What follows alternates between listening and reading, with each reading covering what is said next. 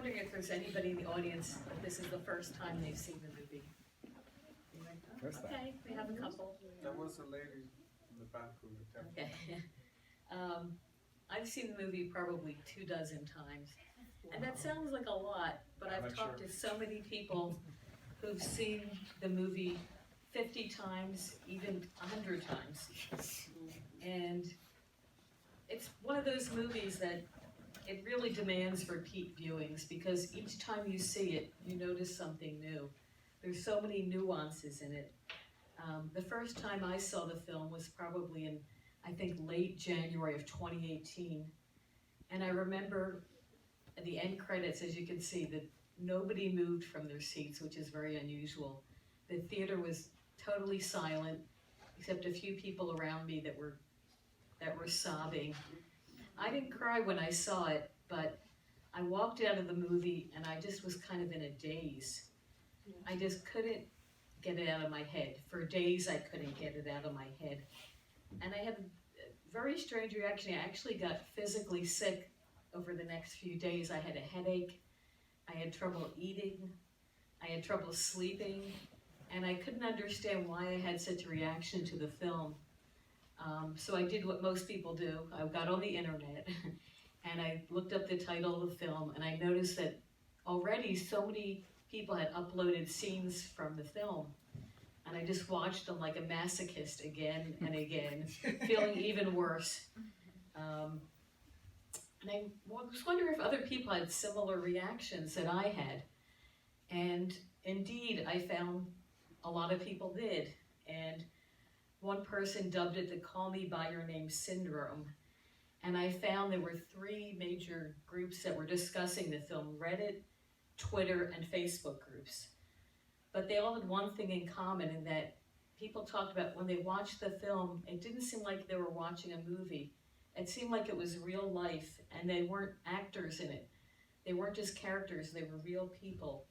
I think because the film is so totally immersive that just all the senses, you smell the cigarettes, you smell the orchard, you tasted the apricot juice, you felt the warm sun on your skin and the splashes of water. And most importantly, you felt like you were in the movie. Most people said they felt like Elio. They felt like they themselves had fallen in love with somebody and gotten their heart broken. And it didn't seem to matter the age of the person, their sexual orientation. They just all seemed to feel that way. On the Reddit group, there were pages and pages of discussions, kind of more intellectual things. They discussed symbolism in the film, interpretations of what the title means, etc. And there were a lot of in-depth discussions and some really personal stories. Twitter actually had an online support group, and it was kind of like a support group that you would have in a psychologist's office, where people discussed many topics pertaining to them.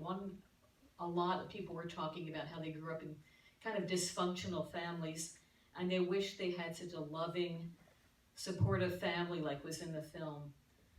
A lot of gay men talked about how they were rejected by their family, especially their fathers, and they really wished they had a father like Professor Perlman. Another common topic was the "is it better to speak or to die" theme that was in the film. People talked a lot about regrets. I remember reading recently interviews with hospice workers, and they talked about the people that knew that they were going to be dying and what their regrets were. And almost always it was regrets about things that they didn't do in their lives, not things that they did do. And so a lot of people talked about that they never told someone that they loved them in their life, and how that would have made such a difference, how their life could have totally been different. In the book Call Me By Your Name, which is quite a bit different from the film, it goes on another 20 years. And as Elio becomes an adult and he's talking again with Oliver, they talk about the concept of parallel lives, about what if you had made a certain decision in your life, how there would have been a fork in the road and you would have gone left instead of right, and how that would change things. Another common theme was a feeling of nostalgia. Being a woman in my 60s and looking back, I really appreciated the time when there was no cell phones, no computers. Summers were lazy, you just did what you wanted to do. Sometimes it could be boring, but it was a time you could imagine things, you could think, you could go for a bicycle ride. But also nostalgia for first love and even thinking about heartbreak. But the amazing thing was some of the people that talked about feelings of nostalgia, they were young people and they couldn't understand, how can I be nostalgic for a time that I never lived at? Also lonely people. People talked about the sadness of never really having been in love in their lives. Or maybe they lost their lovers because of divorce or because of death. And people that really wanted to be in a relationship, that envied the relationship in the film. But again and again, people talk about feeling depressed and repressed memories that were coming up. And I realized that was what I was feeling. You know, when I was in my 20s, I had a couple of really heartbreaking things happen. And when they did happen, I thought, I'll never get over it, I'll never forget it. But as the years went by, I just totally blocked it out of my head. And when I saw this film, all these memories started coming back up again. And when I was able to cry about it, my headaches went away, I felt better. The most important group I found online was the Call Me By Your Name global Facebook group. It actually started in 2017 by a couple of people who loved the book so much and they were waiting for the movie to come out, and they started this group. When I got online, there were about 1,500 members, which I thought was a really large amount. But by the time I published my book, there were 13,000 members. Now there are over 22,000 members, so it's really grown a lot. They're from over 100 countries, range in age from 14-year-olds up to people that are over 75.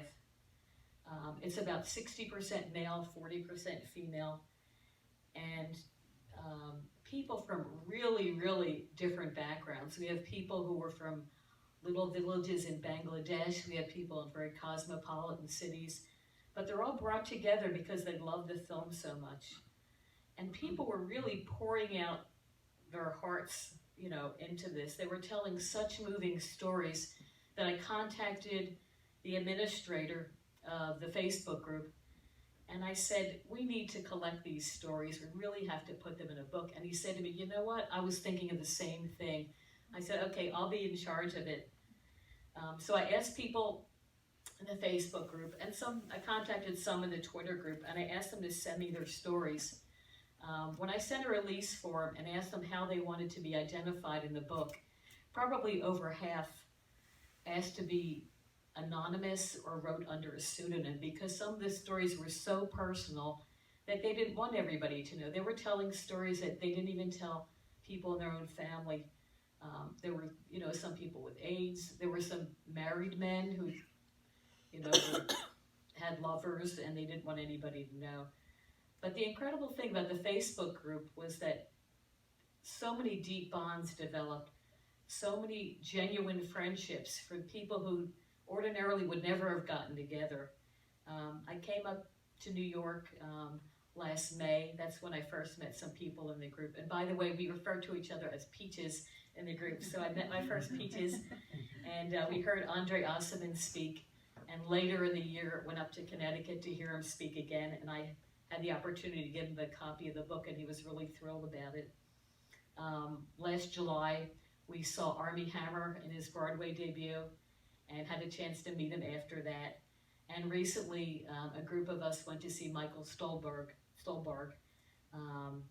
who was appearing in Socrates, and he was so sweet. He gave us a private audience after the show, and we spoke to him for about a half an hour. And also, Vanda Capriolo, who plays Mafalda in the movie, she's actually a part of our group, and she's really sweet. She doesn't speak English very well, but thanks to Google Translate, we communicate with her and send her messages. Also coming up, I'm not going to it, but a bunch of people in our group are going to Crema and having a get-together too. But it's really incredible. People, they call each other, they send gifts to each other. If someone has a death in the family, they console each other. I've I've gotten gifts from people in the group. I've had people fly out to Philadelphia where I live and we get together and talk. And it's just amazing because you meet these people you normally wouldn't have known. And as soon as you sit down, you feel like you've known them your whole life. So besides our Facebook group, I noticed a lot of other Facebook groups out there devoted to other things, especially Timmy and Army. And I mean, some of it is a little more superficial, like deciding, you know, who's hotter, Timmy or Army, and things like that. To me, it's neither of them. I go for Professor Perlman myself. So, you know, and it makes you wonder, there's so much discussion because they are very good looking, you know, young guys. Would it have worked if they weren't so good looking? And I don't know, you know, but the important thing is that for people who, I don't even know how to describe it, some people just couldn't understand like two men kissing. At least this is kind of a start, right? So we can go from there. There was also so much artwork, beautiful, beautiful paintings and drawings, and people from that, you know, it's a whole industry with greeting cards and cell phone covers and pillowcases and all kinds of things like that. People wrote lovely, lovely poems. There's a huge, huge fan fiction out there. Especially if anybody knows Archive of Our Own. Probably over 1,000 stories people have written. Some of them about the romance with Oliver and Elio, and a lot between Army and Timmy. I think because they seem so genuine that I've talked to people and they said that can't be acting, and they have to be in love with each other. Well, I don't know, but anyway, they make good stories. So I published the book as a Kindle ebook in July, and in 2 days, without any advertising, it went to #1 in the film reference category. And then we published the paperback in September 2018. And copies were sent to all of the cast members as a thank you, plus Luca Guadagnino, the director, and Sufjan Stevens, who did the music, James Ivory, who wrote the screenplay, and Sayombo Mukti-Pram, who was the cinematographer, and they really appreciated. So I thought I'd just read a couple, you know, you haven't seen the book, a couple excerpts from things that people sent in, the little essays. One of the things a lot of people talked about this, after watching the film, they came out to their friends and family, and one man wrote, "The film helped me to make a decision to come out to live my life as a gay man. I think I've been living in a state of limbo for so long that I didn't feel anything. Call Me by Your Name made me feel again. It made me want to live again. It made me want to explore all the things I've been afraid of and doing in my life for so long." A lot of people were really affected by the father's speech in the film, and some as a reaction as a parent, and some as a reaction as being the son. A mother wrote, "The scene that triggered jealousy and guilt was Professor Perlman's speech. I was so jealous of the relationship that he had with Elio. Why couldn't I have that kind of relationship with my own son? Why couldn't I speak so eloquently with him about the things that matter?" And then looking at that speech from a son's point of view, this man wrote, "I identify with both Elio and Oliver when I was a young adult and I had to leave the country and go across the Atlantic. I left 4 years of teenage love and friendship behind, and I cried as much for similar reasons as Elio. I wish that I, at the time, had someone like Elio's father to support and advise me." Another interesting thing was people talk about they actually made changes in their lives after seeing the film. Someone wrote in the book, "Call Me by Your Name revived my interest in art and literary classics. I began to sculpt, paint, and read more in my spare time, something I might not have returned to in many years without the movie." I also heard from a lot of people who came from countries where homosexuality is actually illegal. And I heard from one woman who lives in Morocco. And she said, "I'm a Muslim girl from a very religious family where homosexuality is forbidden. I was neither homophobic nor a supporter. I just didn't care because it didn't concern me. When the movie made a huge splash, I was like, okay, let's give it a try, and we'll see how two people of the same gender fall in love." Well, what left me speechless is that throughout the film, I didn't even pay attention to their gender. I was just mesmerized by this captivating and charming love story. Thanks to Timothy and Armie, who portrayed the relationship so perfectly and didn't make it look bizarre. So, you know, why is the library showing this movie right now? Well, part of it is because it's Pride Month in June, and it's also the 50th anniversary of the Stonewall riots. Also coming up is the 4th of July, and a lot of people don't realize that there actually was a big protest 4 years before the Stonewall riots, and that was in Philadelphia on the 4th of July in 1965 at the Liberty Bell. Well, my office is 2 blocks from the Liberty Bell, and every day I walk by and there's a plaque up there commemorating that.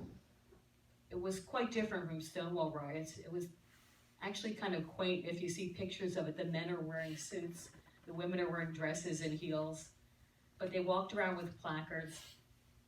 But they were very brave for what they did. One of the people was Barb, who's a very well-known activist, and I remember seeing the picture of her carrying the sign, "Homosexuals should be judged as individuals." So there have been a lot of other, gay-oriented films. So, what makes this one so different from the others? Looking back, I mean, they've gone all the way back from the beginning of film history. There have been homosexual films. But in my own life, looking back, and I think back to the 70s, the movies, it was just so shocking and controversial then. I remember in 1972, That Certain Summer with Hal Holbrook and Martin Sheen. It was about a teenager who's dealing with his father's homosexuality. And later, I remember the movie Making Love with Harry Hamlin, Michael Onkine, and Kate Jackson, and it had to do with a love triangle between a married man, his wife, and the male lover. Later on, I think it was more TV shows that became more ubiquitous. In the 1990s, I remember Ellen DeGeneres coming out on her sitcom in the famous Puppy episode. But I just remember it was such a big deal that she was on the cover of Time magazine when she came out, As the years went by, you saw more TV shows like Will and Grace and, Will and Jack. They were kind of lovable, non-threatening characters, and it became more mainstream. And now it's not so shocking. A lot of characters in TV shows nowadays, especially supporting actors, they're characters who just happen to be gay. I think about Oscar, from The Office, who's just kind of an everyday accountant in the firm. There have been, commercially and critically successful films like Philadelphia, Brokeback Mountain, and Moonlight, and they focused on the fact that the characters were gay. And there's always going to be a place for these kind of movies where the sexual orientation of the characters are the main theme, because there needs to be still discussions of prejudice and struggles. But just like there's always going to be a need for movies about people of color and their struggles, it's refreshing to see movies where that's not the central theme, where they're just people and they just happen to be Black or happen to be gay. If you've read Andre Osman's book, and I would highly recommend it, plus I would also highly recommend the audiobook, which is narrated by Armie Hammer. He talks about, the theme of no labels. There's a scene where they're kissing for the first time, and in the book, everything's written from Elio's point of view, and he writes, "For a second, there was absolutely no difference in age between us, just 2 men kissing. And this even seemed to dissolve, and I began to feel we weren't even 2 men, just 2 beings." And I think that's the whole premise of Call Me By Your Name. There's no labels, love is universal. It's just 2 people who love each other. Some people have criticized the film because they think it's kind of like a utopia, but I think that's okay, and that's why it makes the film so relatable to everyone, because we wish we could live in a world like that. So I'd like to call one of our special peaches up who wants to talk a little bit more. And after that, we'll open it up to the audience. So I'm going to invite Drew Deb to come on up.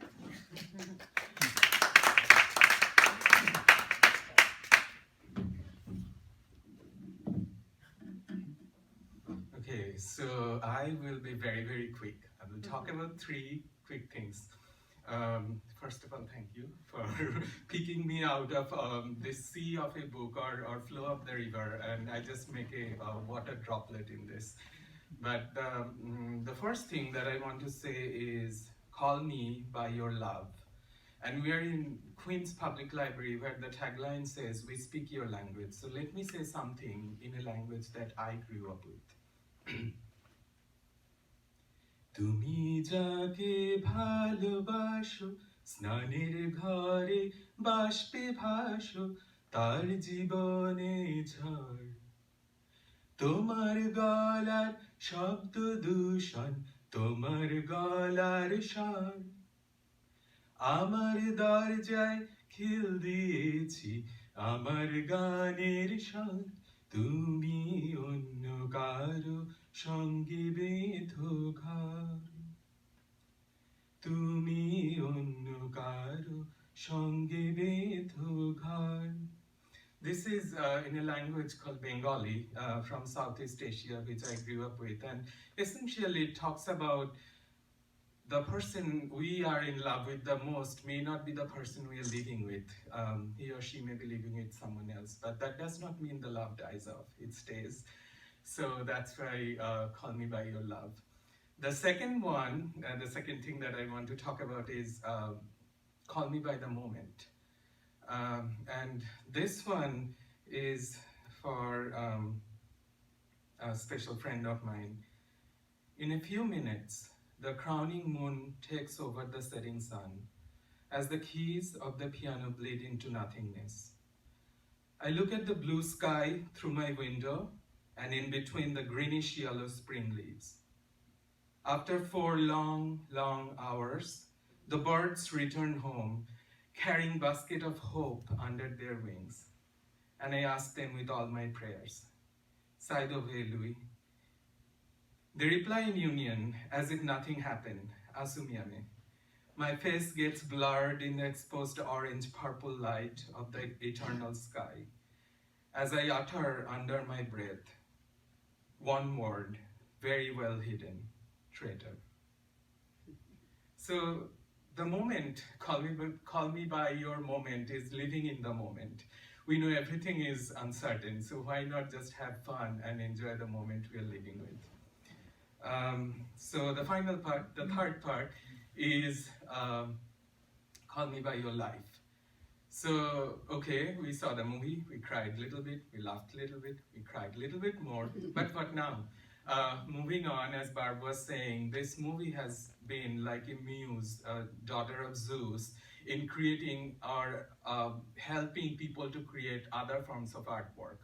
For me, as I love word and images, for me it's a graphic novel, and it's from Oliver's perspective, which begins after 6 years of where Call Me By Your Name ends. So hopefully we'll finish that soon and get that out. Okay, thank you.